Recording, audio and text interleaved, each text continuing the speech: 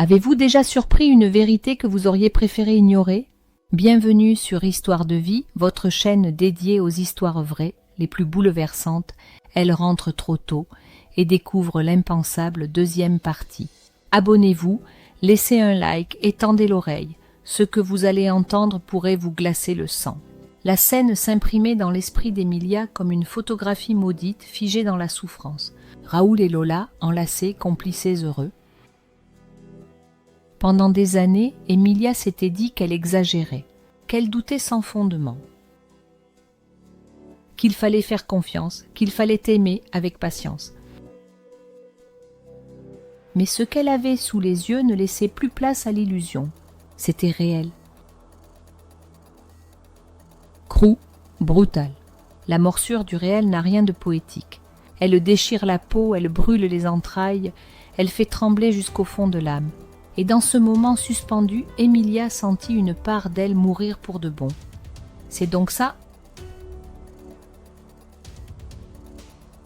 Voilà comment on apprend que sa vie n'a jamais été la sienne. Qu'on n'a été qu'un décor dans le théâtre de quelqu'un d'autre. Les rires de Lola, les gestes tendres de Raoul, leur évidence, tout cela hurlait à Emilia qu'elle était de trop. Une intruse dans sa propre histoire. Elle comprit que l'amour n'était pas seulement mort. Il avait été remplacé. Et ce n'était pas un accident. C'était une volonté. Raoul l'avait regardée chaque jour, embrassée chaque soir, pendant qu'il aimait une autre. Ce n'était pas une erreur. C'était une trahison construite, entretenue, protégée. Et à cet instant précis, Emilia jura en silence de ne plus jamais laisser quelqu'un l'effacer en douceur. Le trajet du retour fut le plus long de sa vie. Non pas en kilomètres, mais en larmes retenues, en pensées fracassantes, en silence trop lourd. Elle entra dans la maison sans bruit, comme une voleuse dans son propre foyer. La clé tourna dans la serrure avec lenteur. La porte grinça comme si elle aussi avait honte de s'ouvrir. Tout était exactement à sa place. Les coussins bien alignés. Les photos encadrées sur les étagères. Le parfum de Raoul flottait encore dans l'air. Mais quelque chose avait changé pour toujours. Ce lieu n'était plus chez elle. Elle avança dans le couloir comme une étrangère. Ses pas ne faisaient plus d'écho. Ses yeux ne reconnaissaient plus rien. Chaque objet, chaque meuble, chaque souvenir devenait un mensonge figé dans la décoration. Elle entra dans la chambre. Le lit était fait, trop bien fait, comme si rien ne s'était jamais passé, comme si personne n'avait été brisé. Raoul n'était pas encore rentré. Ou peut-être qu'il était là, dans une autre pièce, mais à cet instant, Emilia ne voulait pas le voir. Elle ne voulait pas l'entendre. Elle voulait seulement disparaître dans le silence. Elle s'assit au bord du lit, enleva ses chaussures. Ses mains tremblaient. Son cœur battait si fort qu'il couvrait tous les bruits autour. Et dans ce lit où elle avait aimé, rêvé, pleuré, elle comprit. Elle vivait dans une maison qui portait son nom, mais qui ne l'avait jamais vraiment accueillie.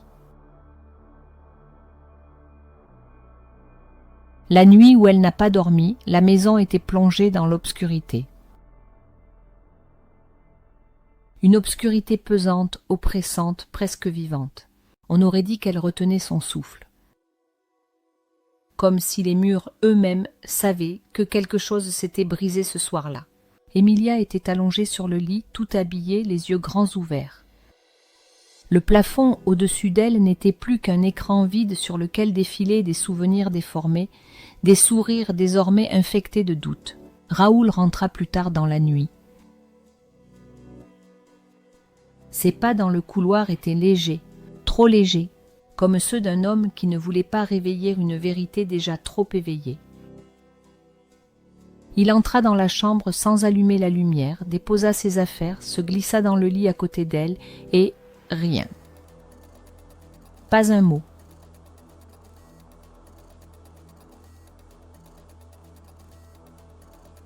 Pas un regard. Pas un « tu vas bien ?» Comme si de rien n'était.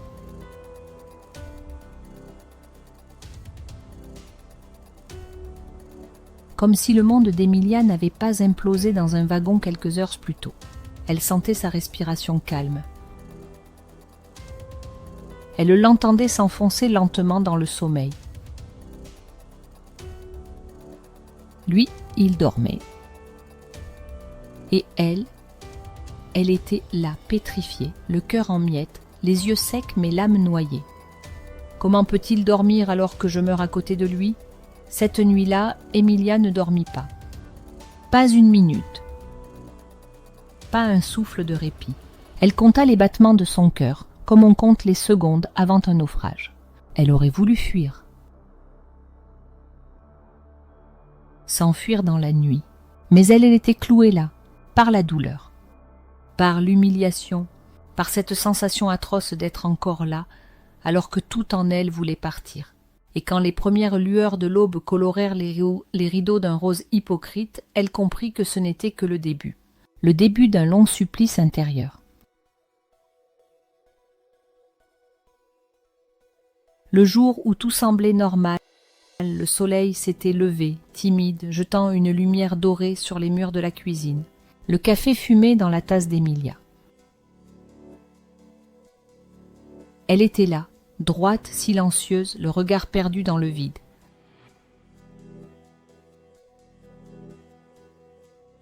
Et Raoul entra, comme chaque matin. Même pas un regard en coin. Même pas une question sur sa nuit. Il s'étira, embrassa sa joue comme si tout allait bien, comme s'il ne portait pas en lui une trahison qu'il cachait derrière un sourire. « Tu t'es levé tôt ? Tu n'as pas dormi ?»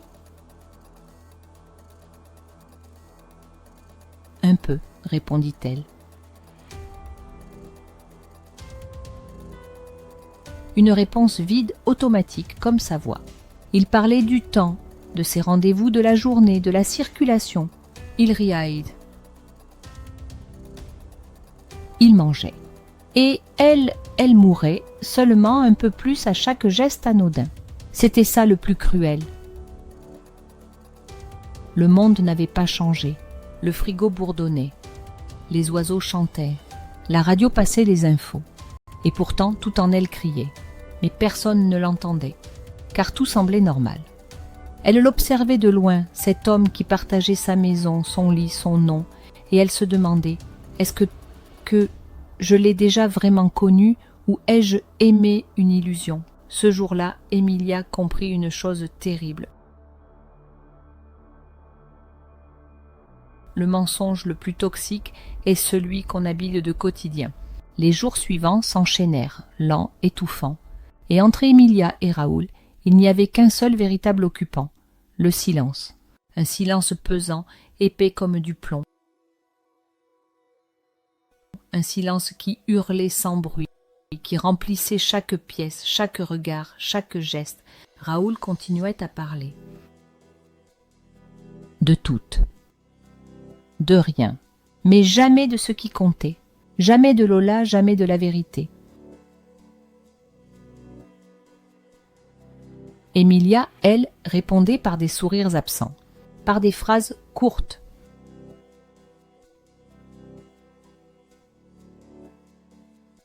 Par des gestes automatiques. Tu as besoin de quelque chose ?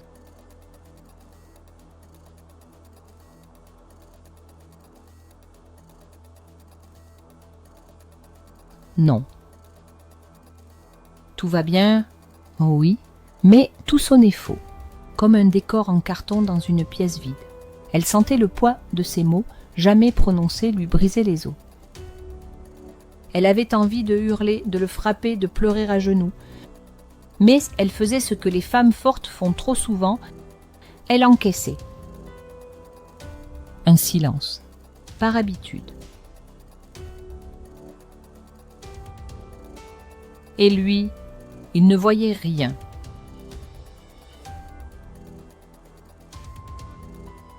ou faisait semblant. C'est ça le plus effrayant, pensait-elle. Il sait que je sais. Mais il espère que je me tairai à jamais. Et chaque jour où elle se taisait, c'était comme mourir un peu plus de l'intérieur.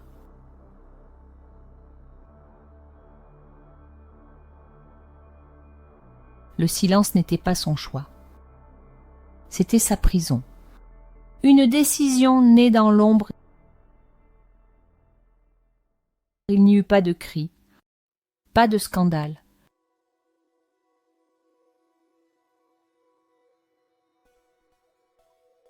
Ce fut dans le silence le plus total, dans la solitude glacée d'un après-midi banal, que la décision germa dans l'esprit d'Emilia. Elle se tenait devant le miroir de la salle de bain, les mains appuyées contre le lavabo. Elle ne reconnaissait plus son propre visage. Ses yeux étaient cernés, sa bouche figée, son regard vide. On aurait dit une femme éteinte. Et soudain, une pensée simple, tranchante, brutale surgit en elle. Je ne peux pas continuer à vivre comme si je n'existais pas. Elle ne voulait plus faire semblant. Elle ne voulait plus se lever chaque matin à côté d'un homme qui mentait en respirant.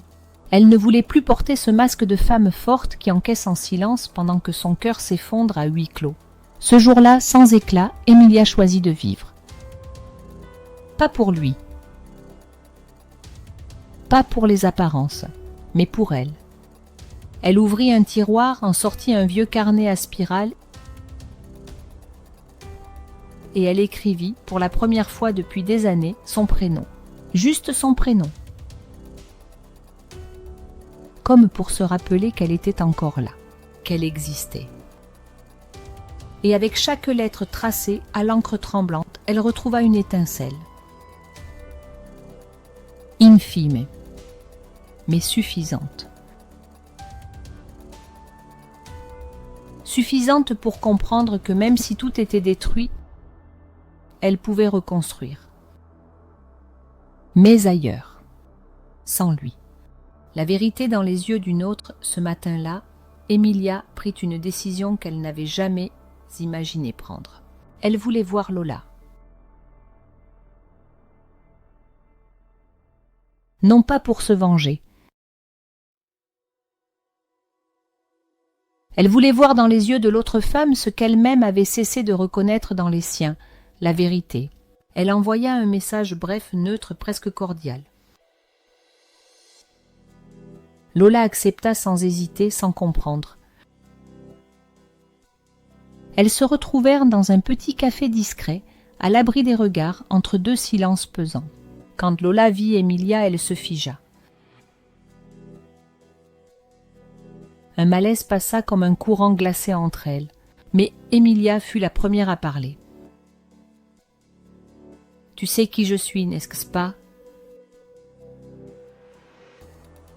Lola baissa les yeux, honteuse.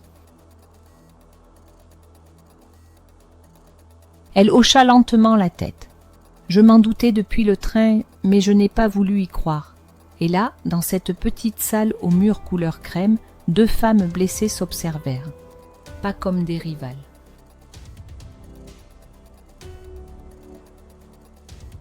Mais comme des victimes d'un même mensonge. Emilia n'avait plus besoin de preuves. Tout était là, dans la gêne de Lola, dans sa voix qui tremblait, dans ses mains qui jouaient avec sa tasse. « Il t'a menti à toi aussi. Il nous a volé des années, à toutes les deux. » Et dans ce moment étrange, presque irréel, Emilia sentit que sa colère n'était plus dirigée contre Lola, car le vrai coupable, le seul, était ailleurs. Ce jour-là, elle vit dans les yeux d'une autre femme qu'elle n'avait plus vue depuis longtemps dans ceux de Raoul, le reflet de la vérité. Le miroir brisé de leur passé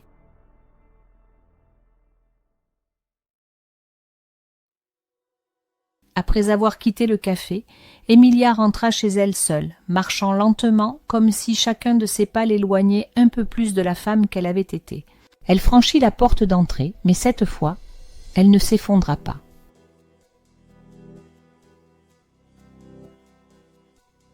Elle ouvrit les placards, elle prit les vieilles boîtes à chaussures pleines de souvenirs. Photos, lettres, cartes d'anniversaire, reçus de vacances, petits mots glissés sur le frigo. Et elle les posa tous sur la table. Un à un. Comme on dresse l'autel d'un amour mort. Elle se mit à feuilleter ces morceaux de vie avec une lenteur presque rituelle. Chaque image était un coup de poignard. Chaque sourire figé sur papier était aujourd'hui une farce cruelle.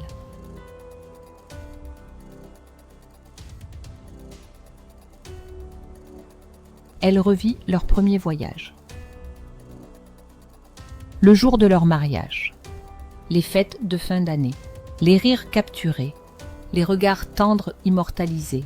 Et pourtant, dans chacun de ces clichés, elle vit désormais ce qu'elle n'avait jamais voulu voir.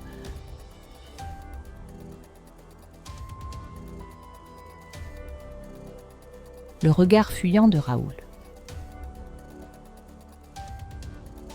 L'absence déjà présente.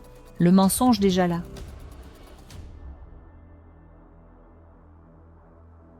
Tout son passé lui apparut comme un miroir brisé, un kaléidoscope d'illusions, de faux espoirs, de promesses sans cendre.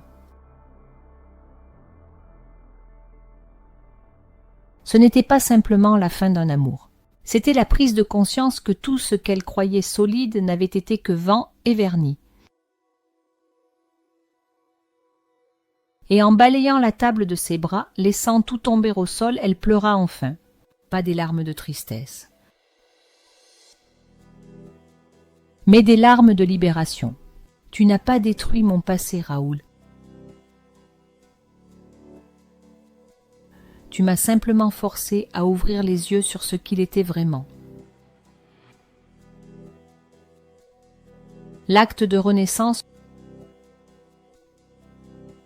Le lendemain, Emilia se leva avant l'aube. Elle n'avait presque pas dormi. Mais cette fois, ce n'était pas l'insomnie du chagrin. C'était le calme d'une décision claire, irrévocable, vitale. Elle ouvrit les rideaux. Le ciel était encore noir, mais en elle, une lumière fragile, nouvelle, brûlait doucement. Elle se regarda dans le miroir de la salle de bain, comme la veille. Mais cette fois, ce n'était plus une étrangère qui la fixait. C'était une femme debout. Une femme qui avait touché le fond, oui, mais qui refusait d'y rester. Elle prit sa valise. Pas celle des vacances, celle du départ. Elle y mit peu de choses, ses papiers, quelques vêtements, son carnet et une photo, une seule.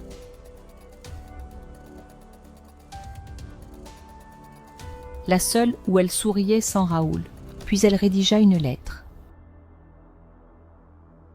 Pas de colère, pas de vengeance, seulement la vérité. Et une phrase finale comme un acte de justice intérieure. Tu as choisi pour nous deux. Aujourd'hui, c'est à mon tour de choisir.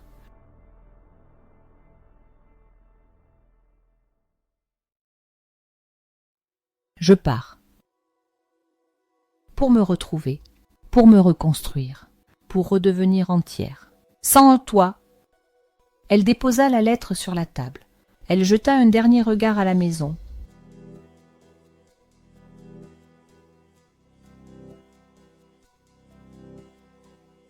Et elle referma la porte sans trembler. Dans la rue encore endormie, elle inspira profondément. L'air avait une saveur nouvelle, celle de la Renaissance. Et si c'était enfin le début? Emilia marcha, seule, vers une gare qu'elle n'avait jamais osé atteindre, celle d'elle-même. Il n'y avait plus de trahison à fuir, plus de maison à défendre, plus de rôle à jouer. Elle ne voulait plus survivre.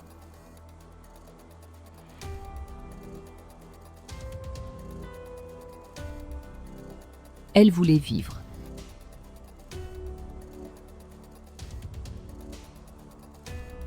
Chaque pas loin de Raoul était un pas vers sa propre lumière. Chaque respiration sans mensonge était une victoire silencieuse. Elle n'était plus l'épouse trompée.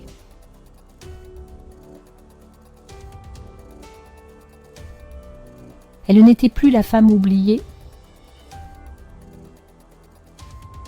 Elle devenait Emilia, juste Emilia. Et cela suffisait.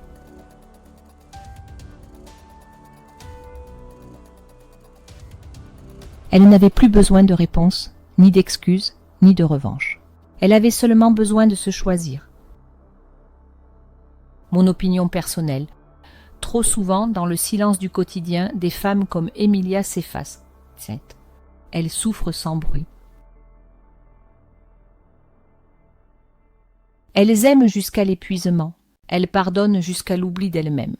Mais un jour, quelque chose en elles s'éveille. Et ce jour-là, elles renaissent. Cette histoire est un cri silencieux pour toutes celles qui se sentent invisibles, abandonnées, remplacées. Mais surtout, c'est une main tendue à celles qui, comme Emilia, ont le courage de dire « Assez. Maintenant, c'est moi d'abord. » Si cette histoire vous a touché en plein cœur, laissez un en commentaire. Partagez votre ressenti, vos expériences. Abonnez-vous à Histoire de vie pour d'autres récits vrais, intenses et bouleversants. Laissez un like si vous croyez, vous aussi, que parfois, la fin n'est qu'un nouveau départ. Merci de nous avoir écoutés jusqu'au bout. Et n'oubliez jamais, vous méritez d'exister pleinement, même seul, même brisé, même maintenant. À bientôt pour une nouvelle histoire vraie.